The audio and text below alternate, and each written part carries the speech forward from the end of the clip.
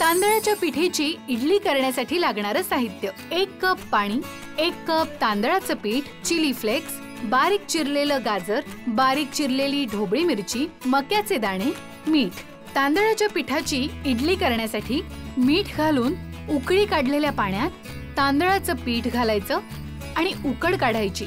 साधारण 5 मिनिटं मुरवून घेत उकड मळून घ्यायची आणि अशा प्रकारे इडली पॅन मध्ये या मिश्रणाची शेवई घालायची. यावर आवडीप्रमाणे चिली फ्लेक्स, मिक्स हर्ब्स आणि गाजर, ढोबळी मिरची आणि मका घालायचा आणि अशा प्रकारे ह्या इडल्या स्टीम करायच्या.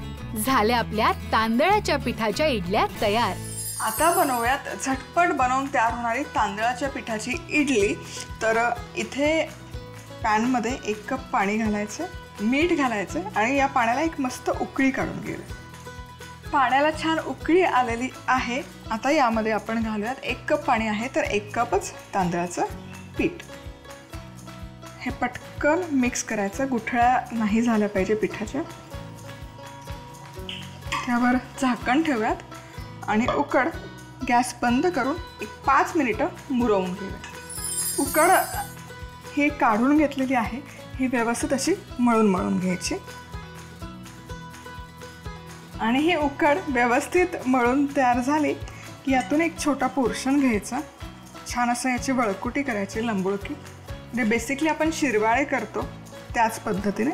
इथे माझ्याकडे हा साचा आहे, याला शेवची अटॅचमेंट मी लावलेली आहे. ही वळकुटी यामध्ये घालूयात, झाकण लावायचं आणि याची आता शेवई पाडून घेऊयात इडलीच्या साच्यातच.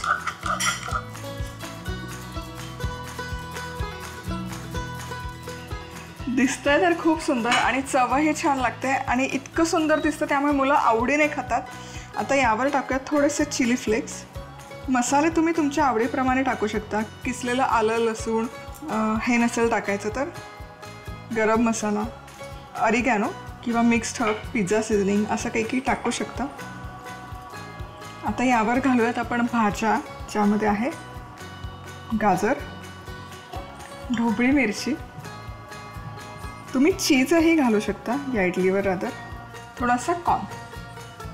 आता हे आपण वाफवून घेणार आहोत. मग काय होतं ना, भाज्या कच्च्या घातल्यात या भाज्या पण छानपैकी वाफवून निघतात इडलीसोबत आणि मसाल्यांचा सुवास पण छान त्या इडलीमध्ये ॲब्झॉर्ब होतो. आता इथे स्टीमरमध्ये पाणी मी गरम करायला ठेवलेलं आहे.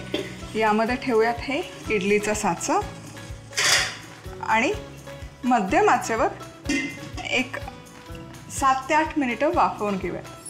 ही जी आपण तांदळाच्या शेवयाची इडली स्टीम करून घेतली होती, ही स्टीम झालेली आहे. काय दिसतायत, काढून घेऊयात. तर ही कशाबरोबर सर्व करायची, ही अशीच खायला खूप सुंदर लागते. पण अगदीच लागलं तर चटणी किंवा एखाद्या डिपिंगसोबतही सर्व करू शकता.